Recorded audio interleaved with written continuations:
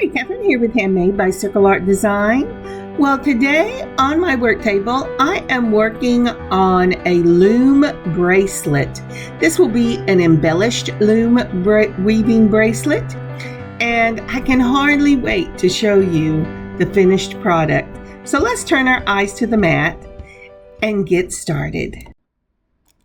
So as I turn my eyes to the work table, I see this Simply Grateful, and I have to tell you, we have been without air conditioning for 3 days, and I live in Texas, and it's summer, but it's only the beginning of summer, so we're only getting in the 90s, but it is very hot, and I'm reminded to be simply grateful for the small things, because we have fans, and we have water, and the combination of the fans and water has made it bearable. My little dogs are complaining in the background. They do not like the heat. But I am truly simply grateful for the small things. Now, my husband was raised where there was no air conditioning, but I'm afraid I was an air conditioning baby. So anytime the air conditioning goes out, I get grumpy. And the Lord has truly reminded me this week to be grateful for the small things. It's easy to be grateful when everything's going your way, but it's not easy when it's not. So I am telling the Lord, I am simply grateful for His blessings today. What about you? Okay, let's get started. Oh, and no worries about the Big Bang. That was the little dog jumping on the fan and knocking it over. Okay, here we go. So this is beading wax I'm running my thread through. I've already loaded the loom. This will be a 5-count loom weaving piece. I'm doing a surgeon's knot, and that is just over under twice so that I make this tight little knot. And I am putting bead along white thread. This is your bead weaving thread, and I'm putting it through my through the strings on my loom. Wow, having a fan moving and having the dogs barking is a little disconcerting here. Let me get this together. All right, but I am, and then I'm using that big eye needle. That is a slit needle that goes all the way down, and that's my go-to needle whenever I'm doing this small little bead weaving. Now, I've loaded my loom with that bead along white thread, and it's really easy to do. It's just an over and under, or over and around, and there are videos up that show you how to do that. It's so that usually whenever I get ready to load the loom, it's like midnight, and I forget sometimes to show you. But now I am using also X, and I have been flipping it across the screen while I'm talking, pouring some out. This is a beautiful mix. It has pinky peach and a yellowy peach and purples in it, and it is just gorgeous. And so I'm going to take a picture so I can show it to you better. So this is a close-up picture of what flashed by when I was talking. These are the seed beads, and they are from Wild Beads. They're from Arlington, Texas. They do take over the phone orders. And as I said, it is this beautiful pinky peach, and then there's some kind of a yellowy peach color, and then it has those beautiful purples in it, and I think they are just beautiful. And here they are in the hand. Now you might say, oh, but I don't live in Arlington, Texas, or oh, I can't get this type of mix. But that's okay. If you have seed beads that you love, lay them out on your table and put your tubes together to see which ones you like. Then decide out of the which ones you like, which one you want to be your accent bead. You're going to put most of the beads and use at least 3 colors for this mix. So at least 2 of them will be the most bead you have. And you just pour those into a little bowl. And don't mix a lot at once because you may not ever want this mix again. And then add half of what you have for your accent, or maybe a fourth. And that has your own bead mix that nobody else can copy. All right, let's continue. So the bead loom I am using only goes to about 6 inches easily. I can undo the holders on either side, just unscrew the little nut, and I can move it slightly so that I can do a selvage on this. But 6 inches is about all this can do. So I have put 5 little seed beads. These are 11-ohs, and boy, they did not look like they were going to fit. But the wonderful thing is, once you put them through from underneath on your thread, push them up through all the little spaces so they pop above the thread, and then go back through them above the thread, it captures those beads. Oh, I've got it caught around one of those little nuts and bolts. All right. And so once you do that, let me get that out of the way. Then when you tug, it's going to snug those little seed beads. It's going to snug them right up. Now the trick to this is always tugging the same so you don't have a weave in and out. And these, I showed you one that I was practicing on because it had been so long since I had done this. And I had used just some cheap beads that I had picked up, and they were uneven. And so if you go back and look at that, it has a lot of good tips. And I love the bracelet because after all, I hadn't done it in a long time. But it is uneven so that it weaves in and out. But these are nice, even beads. Wild Beads only sells nice, even beads. And so I have put 5 more on, gone underneath, pushed it up above the thread, and now I'm going back through the beads as they're setting on top of the thread, and that will capture it. And as I was saying, this loom makes about a 6-inch bracelet. So I always, and that is with the crimps on the end. So I always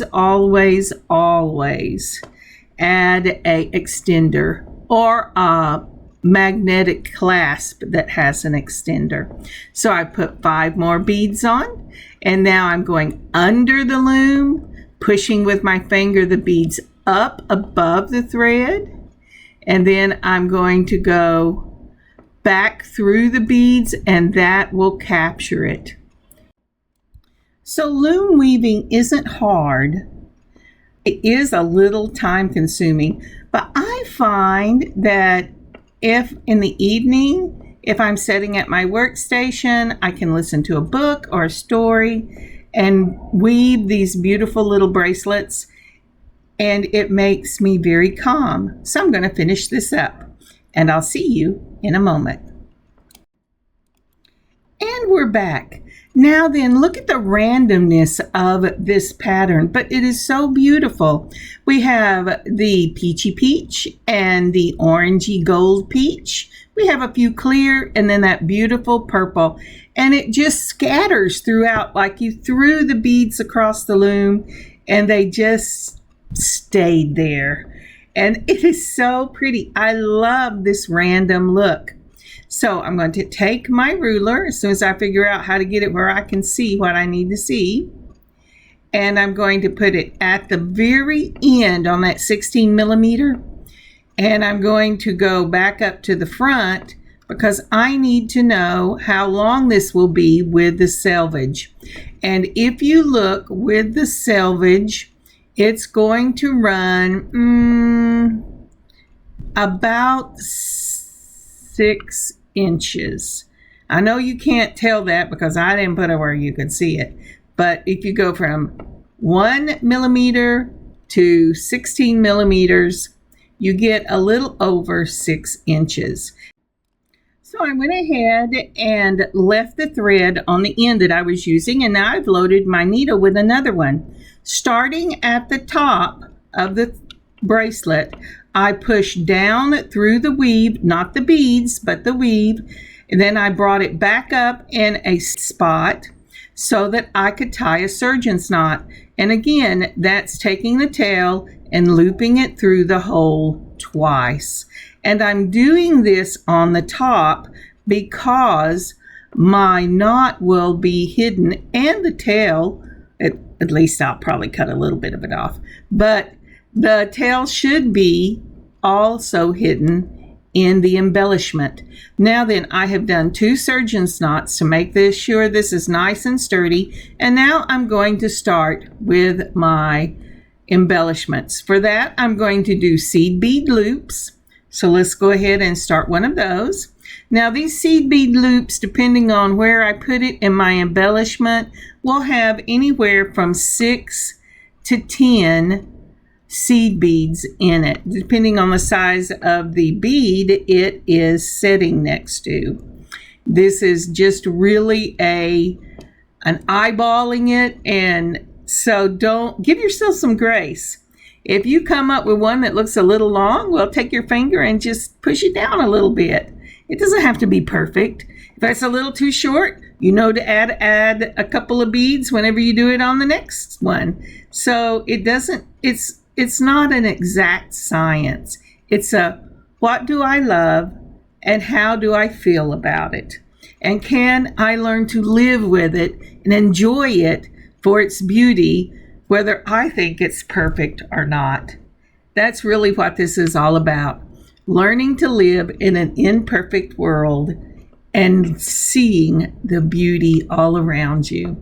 All right, so I put those seed beads through, and now in a different spot, I put my needle back through the weaving itself. I'm not putting it through the beads. I'm putting it through the weaving. And I have let this thing get all tangled up I did not wax my thread before I started, so I will be waxing this thread. Now, I don't know if people still do that, but I learned from a lady a long time ago, and she said, always wax your thread. You will be thankful. The trick is not to put so much wax that it falls off and then sticks in your beadwork or your loom work. All right, so that's my first loop. And now I'm going to go back up in a separate space, and sometimes it's a little tight. You want to make sure you do not stab your thread for your loom weaving, that you are going through the space between. And that is just, I do it by feel. I know whenever the needle is not going through the space, and that's what I'm going here. I'm going, why can't I see this? That I need to move the needle point over a little bit.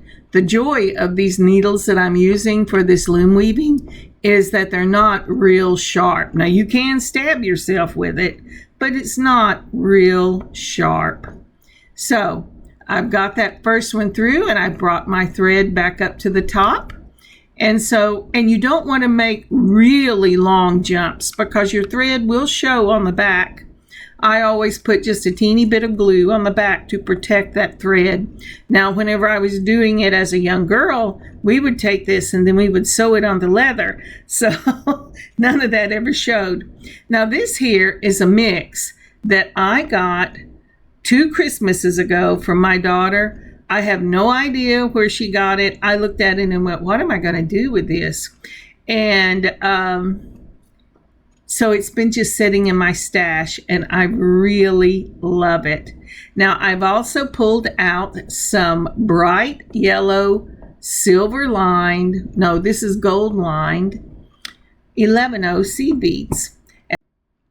So I've started off in the middle of the weaving, and I'm putting on a 8.5 by 5.5 millimeter trumpet flower. This is in a very soft pink, and I am going to use those, excuse me, I'm going to use the yellow 11-0 seed beads. I put one on already, and I am putting 1, 2, 3 more on, just like that.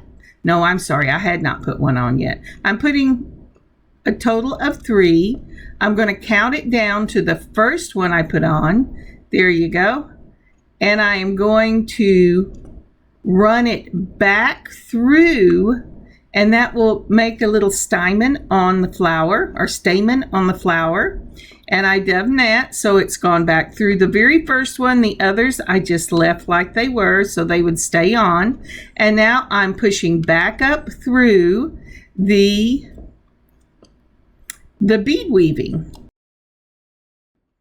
So this is a picture of the very first piece. Again, I started it in the middle of the loom weaving. I said bead weaving, that's something different. The loom weaving. And again, this is a soft pink trumpet flower, and it is an 8.5 by a 5.5 millimeter. I have put 3 of those yellow 11-0 seed beads in the top. But when I came back down, I skipped the first 2 and went into the one at the very bottom. I'm wanting to make the stamen of the flower. So it's really important where you place your first flower. I'm going to build down one side, turn over, and build down the other side. So now I'm ready to continue. How about you? So I have added 8 beads this time to my thread, and I am putting another one of those little loops right up against the base of my flower.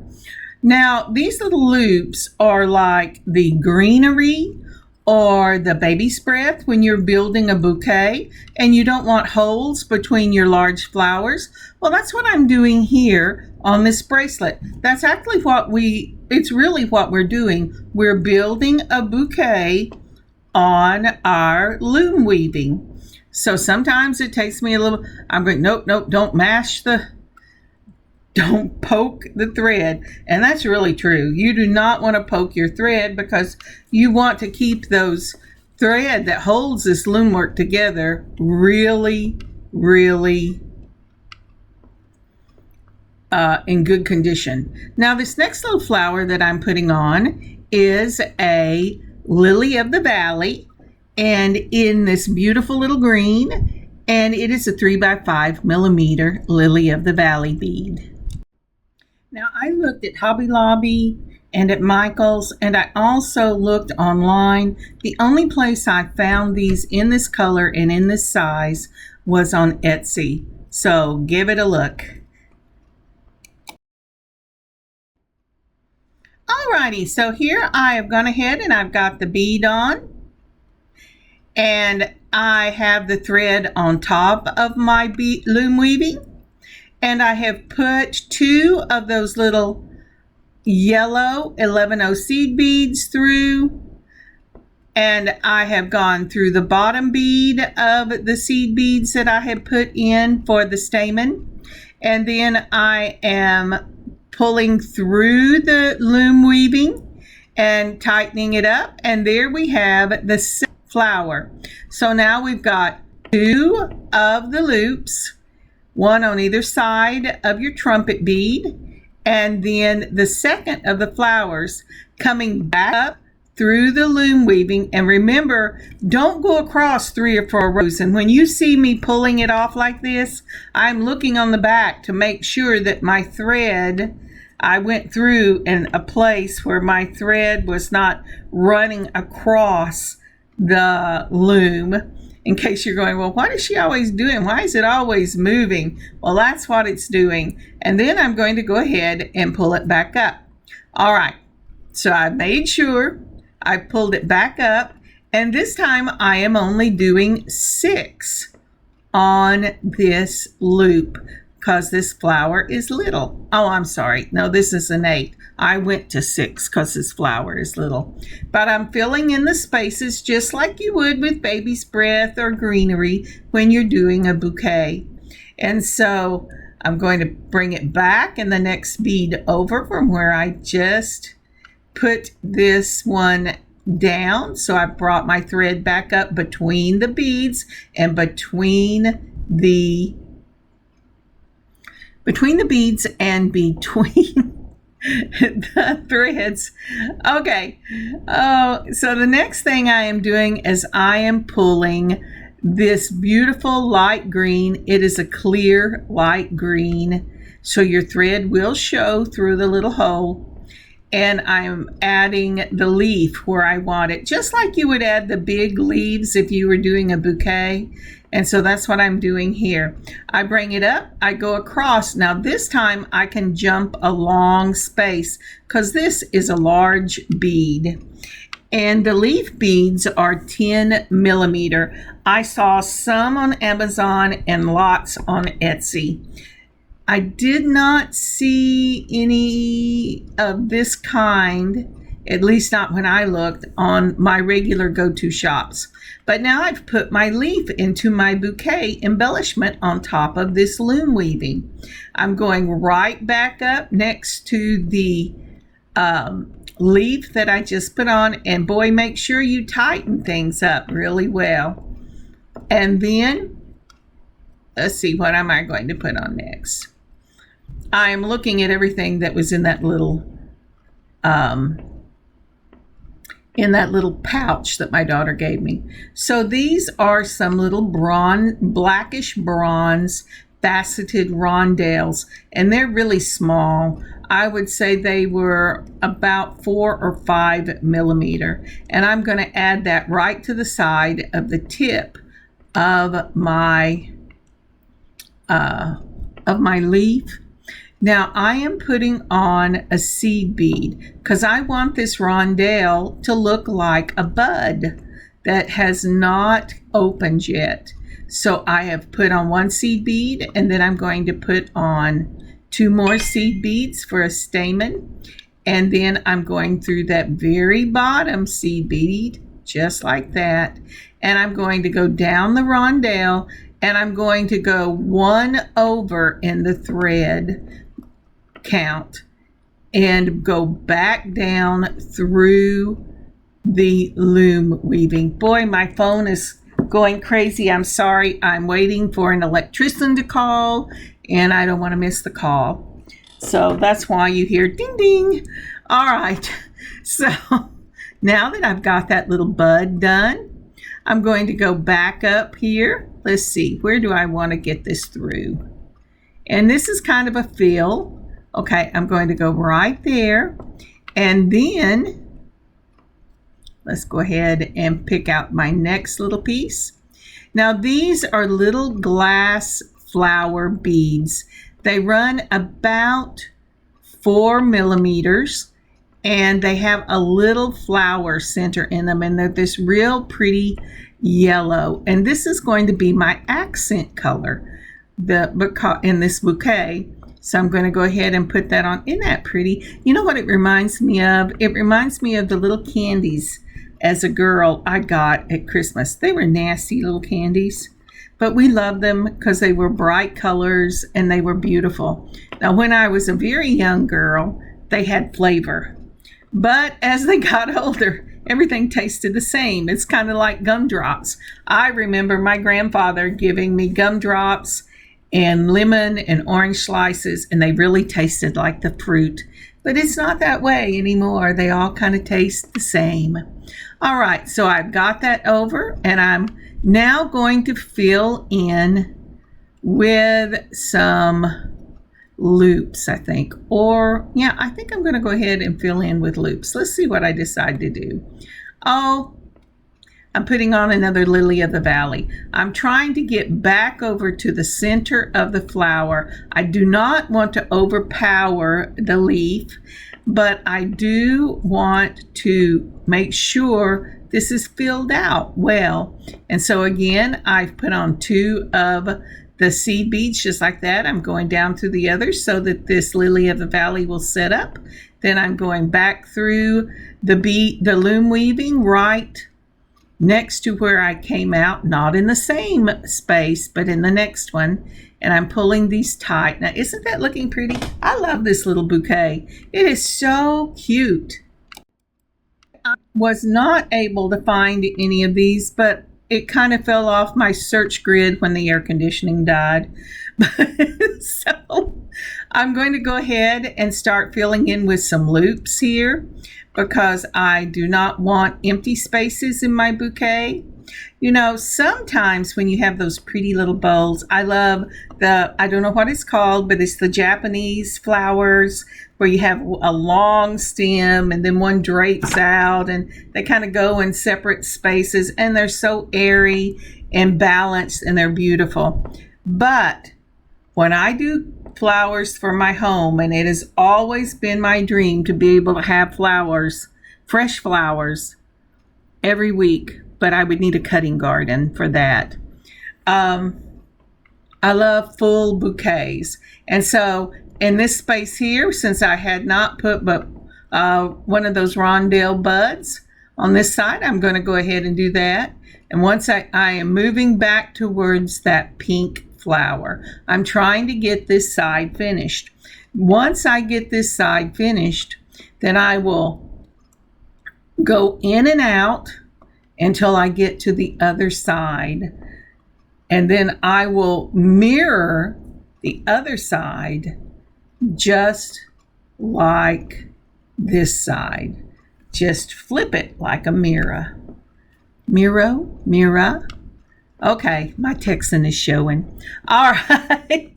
So I'm going to go ahead and do that. Now, as a total, I'm going to have 3 of those pink trumpet flowers right in the center of my bracelet. And because I like uneven numbers. But here I'm doing another one of the loops and I'm going to fill that space in right there by that little bud I just put on and fill that blank space between the bud and the leaf. And it should go just like this. And so I've showed you all the techniques that you do for this. And no 2 bracelets are ever exactly alike. Just like no matter how hard you try.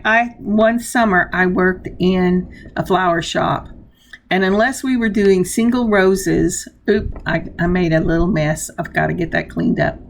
Unless you were doing single buds like roses or carnations, and even then your baby's breath and your greenery would never let 2 of them be the same. It just didn't matter. It went, nope, you're not going to be the same because in nature we are not the same. Well, when you're making these cute little things, it is not the same, and that's okay. And you need to give yourself grace. Even when you go to mirror image this piece on the other side, it will not be the same. That's the beauty of making these little embellished bracelets. And if you make a shorter piece, this makes a lovely centerpiece for a necklace. And they are so delicate with these teeny little beads. And it doesn't have to be flowers. I'm just in a flower mood because it's summer. But it can be anything. It could be cubes. It could be shells. In fact, I have a shell one to make sitting on my work table right now, but it's too hot for me to get to it. So in this little mix, and you can say mixes on Etsy. I don't know if you can on Amazon. I wasn't successful. And it will show you mixes that you can get. And they are just so cute. And I know Potomac Beads has some mixes. And 13 Crows, which is a shop on Etsy, has mixes. And I'm not sure about Thunder Mountain. But I have bought mixes from both of those before, and Jesse James has mixes, but I'm not sure what they have available right now. As I said, these are really small little beads. If you want to use the bigger beads or make it fluffier, then when you do your loom weaving itself, instead of doing a 5, do a 7 or do a 9. I guess you could do even numbers. I've never done even numbers, but I'm sure people do.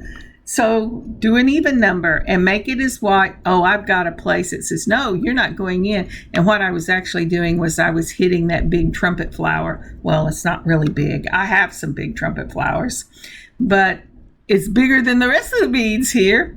And so I have got to the other side of that trumpet flower, and I'm going to go ahead and fill in with that lily of the valley. That, oh, it's so little and so delicate and so sweet. And I'm just putting that in again. And I have put 2 of the 11-O's and gone down through the first bead on the string.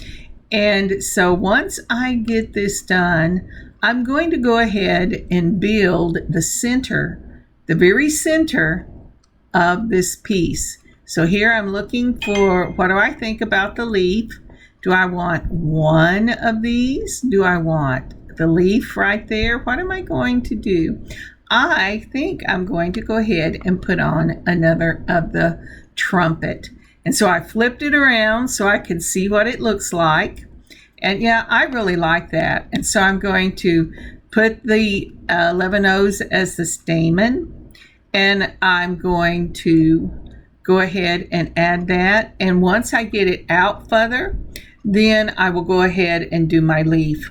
Remember, I'm building up the center, and then I'm going to go ahead and mirror what I have on the other side. So with that said, I think I will see you in a moment.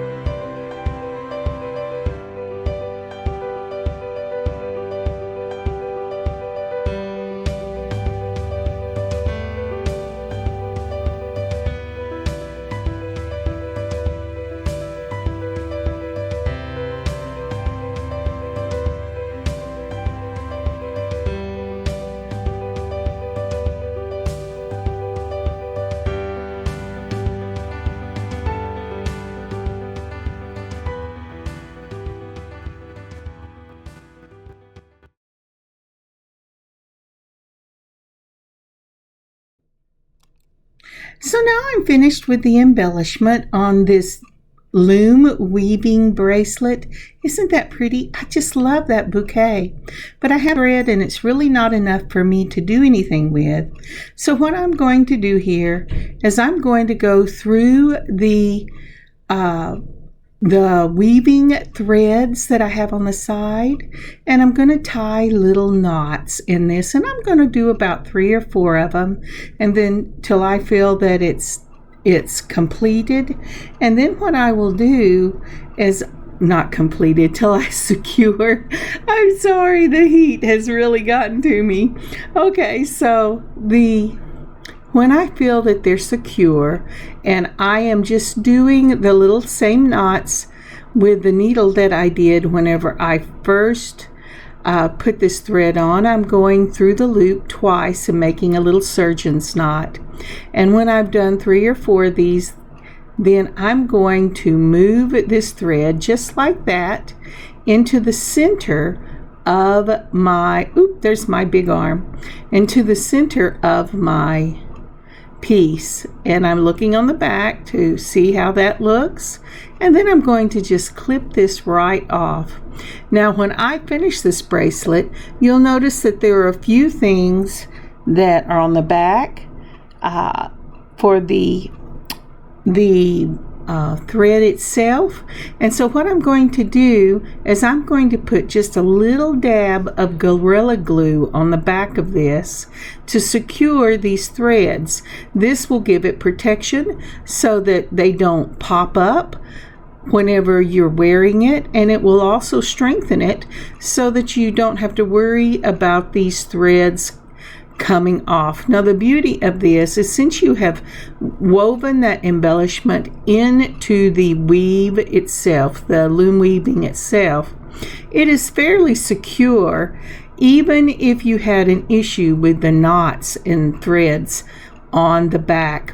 Now the second way you could do this is you could take a piece of material or leather or faux leather, and you could sew this with just a loop stitch onto the back of the piece, and all of this would be hidden, but I'm not doing that for this one. And now it is time for us to look at what we want to do for the ends. I'm going to be using some ribbon bead crimp endings, and so I'm trying to get that P so it doesn't sound like a T. Again, that's my Texan showing.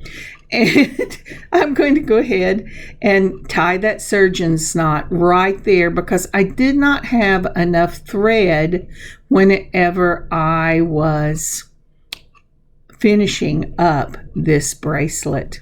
So I'm going to go ahead and put this through my big eye, or this is a complete, this needle is split from one end to the other, and they call this and the other a big eye needle, but that's not what I'm doing. I'm taking the ending that I just tied on, and I'm weaving it in a under over weave till I get the tail itself weaved into what will be the selvage of my bracelet.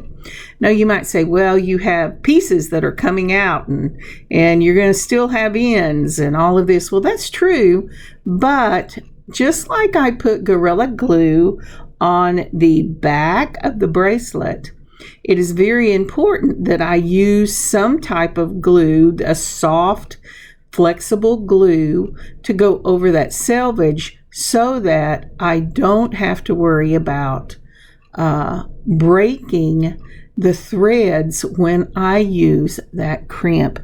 Now there are other endings that you can use for these. I have never used them because I learned with this type of crimp, or to bring it out in a triangle shape and use that for the end of the bracelet. And there are lots of people that do use the little tubes, and they show you how to do that. I might on another occasion, but I don't have any, and it's not the way I learned, so I am showing you how I learned. All right, once I get this tail done, we will finish weaving the selvage, and I will see you in just a moment. Maybe some music.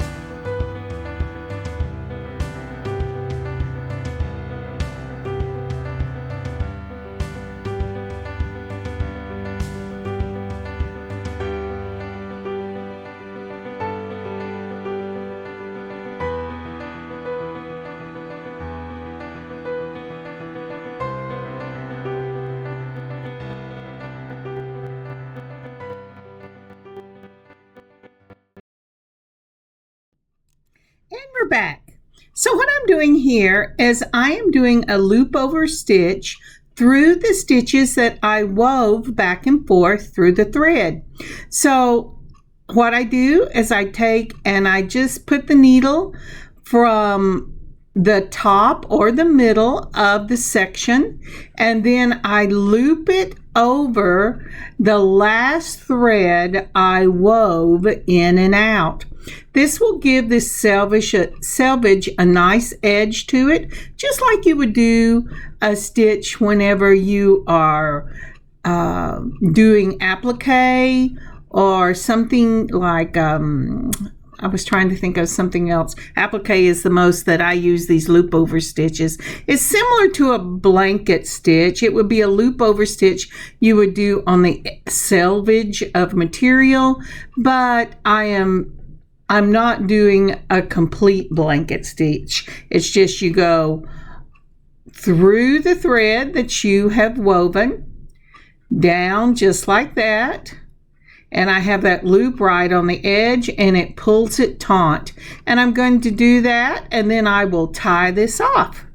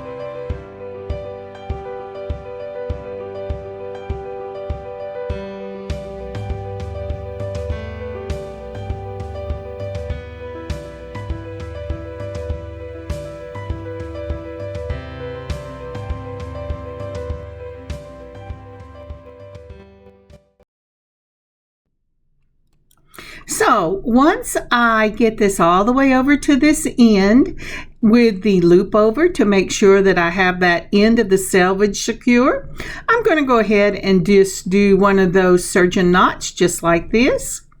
And I'm slowly running out of thread, but the really nice thing about these needles is that thread will move up and down on that needle so that you do not have to worry about where it is. And once I get these tied, I will be ready for the next step. So for the next step, we're using Gorilla Glue and a toothpick, and I am going to glue this. I'm going to put this glue really thick on both sides of my selvage that I have made. So I put it on the top, and then I'm going to put it on the bottom. I flip this over, and as you can see, I am really adding this and making it really thick. Now, once this sets up for about 15 minutes, I can go back and I can mash this down with my fingers and make it a nice square. But right now, I want to catch all of the thread, including the very tips of the thread that I did not get woven into the selvage. So I am doing this whole little side here on the back and on the front. Once I get that done, let's go ahead and see if I can't get just a little more of it on this. Then I will go ahead, flip it over to the selvage on the other side. So let me get this on there. I'm sorry, I'm having a little trouble. It is hot in here and my Gorilla Glue is going, oh no, I want to set up really fast. I'm not going to give you an opportunity to do this. But I've done the selvage on both sides, and I am just adding this Gorilla Glue onto the selvage of both sides. All right, here we go.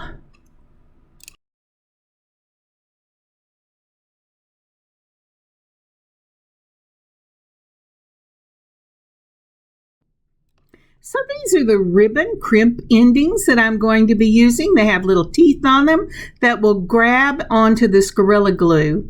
But first I'm going to go ahead, and as you notice, I have taken my fingers when it got a little set up and I've smoothed it out. And one of the reasons I do is I don't want it, even though I can cut it, once it has been dried for 24 hours, I don't want to have a lot to cut. Mainly what I cut is from the top of the selvage, because I know all of that thread is encased in that glue. But right here in sets of 2, I am doing a surgeon's knot twice to go ahead and tie these up. I always leave a little bit of a tail on it. If I cut the selvage, it's not going to matter because it is encased in the glue. But if I don't, if I've guessed correctly and I don't have too much selvage, I will just hide these tails in the crimp itself. Now, these ribbon crimps, they will cut the thread. That's why I tell you to put a lot of Gorilla Glue on there, or any glue that is soft and pliable.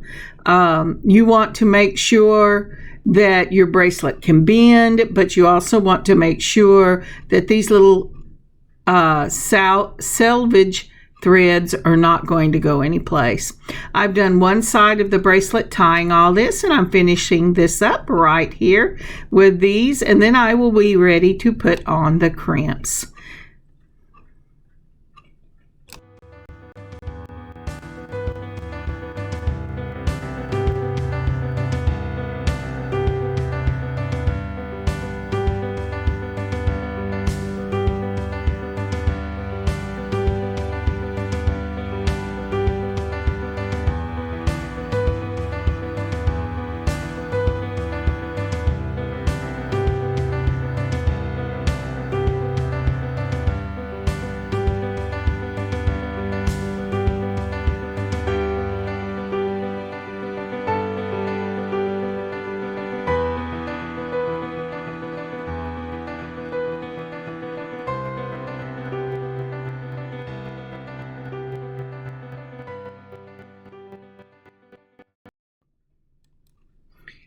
And we are back. Now, isn't that a beautiful piece? All that's left for us to do is go ahead and put on our ribbon crimp endings and to put on some hardware to fasten this beautiful piece. Now, I have measured this here, and it is running with, if you notice, I put a magnetic clasp. It is running with a magnetic clasp about 6.25 or 7 1/4 inches, and that's what I want to do. I always measure and I just lay everything out so that I know about what it's going to run, because I have made bracelets too small or too big too often for myself, and this is going to be a keeper. I will not be putting this up in the shop.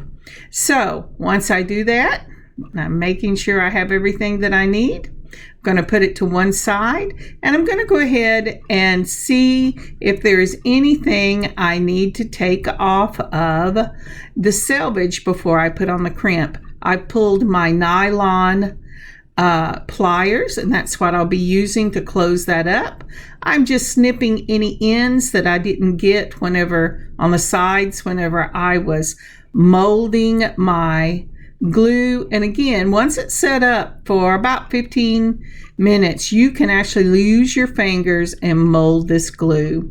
Now then, that one has this little thing on here, and I'm going, I think I have made this one too big. But I'm going to slightly close it just so I can see how much of the selvage is showing. When you put these crimps on, you want them to go to the edge of your selvage in the glue, selvage in the glue, but you do not want it to go past it, because if you get it onto the beads or onto the thread that isn't covered in the glue, it will cut through or there's a great possibility it will cut through your thread. So I have got it right on the edge where I want it. I have the little ends that I don't want. I'm just going to take my scissors and cut that off so it has a nice finished look. I've already done the other side just like that, and we're going to go ahead and close it up. Let's see what this one looks. Oop, it jumped out. See what this one looks like. And I'm going to close it up. Usually one side of these I get slightly askew every single time. I think it's because my hands go, okay, no, we did the first side. We're tired. You need to rest before you make us do the second side. I'm sure you won't have that problem because you probably don't have the same issues with arthritis in your hands that I do. But yeah, so I'm just closing this up. I'm making sure it's sitting exactly where I want it. Now, it is possible to very carefully open this up and put it back on, but it's better if you don't have to. So check the length of the selvage to make sure it's not too long, and then close it up. And this piece is ready for the hardware. Now, isn't that lovely? I just love this piece. And as I said, one side I got slightly askew. I do not know why I do that. But let's go ahead and let's put on our magnetic clasp. Now for this magnetic clasp, I am opening up a 5mm jump ring, and then I'm going to put it, I'm sorry, I have gotten my hands out of the way. Maybe you'll see it the next time. But what you do is you open it between two sets of chain nose pliers, hold one set steady, and then twist the wrist on the other side. I'm putting it in the loop on the end of that crimp, and I'm putting my magnetic clasp on. I am so sorry that this has fallen out. Let me look at the rest of the footage and see if I have shown this to you anywhere else. So to open this up, I'm holding it between two chain nose pliers. I'm twisting one side, and it will open up the jump ring. Then I'm putting the jump ring through just like that, adding my magnetic clasp. And again, I'm sorry, they're falling off, but I'm backing this off with one side. I hold one chain nose pliers steady. The other one I twist until it closes. And once it is closed, just touch the end where the slit is and make sure that it's not rough. And this is the finished product. This is a magnetic clasp. When you are putting it on, it makes it so easy, and this is such a lightweight little bracelet that it just closes right up. And I absolutely love this little bracelet. Oop, I should have taken that other one off. Now, isn't that pretty? The other bracelet, there is a DIY for that one, but I just forgot to take it off. I was going, yay, it was working, but isn't that lovely? Yeah, let's go ahead and get this one off. All right, so isn't that pretty? I just love it. Thank you so very much for joining me today and putting up with my craziness during the heat wave I'm having in my house today. I've had so much fun designing and making this beautiful little bracelet. A lot of these things you can look up on Amazon, and they do have similar things. Or maybe there's a shop in your area that you know of. Again, thank you so very much for joining me. It has been a joy designing this. And so maybe you don't have everything that I put into this bracelet. I bet you have similar things. And remember, as I said, you can always, always, always make your own bead mix. Just remember to make a little bit in case you don't use all of it and you don't have another project for it. Well, I will see you later on in the week. God bless you. God keep you safe. And until next time, Kathryn, Handmade by Circle Art Designs. Bye, y'all.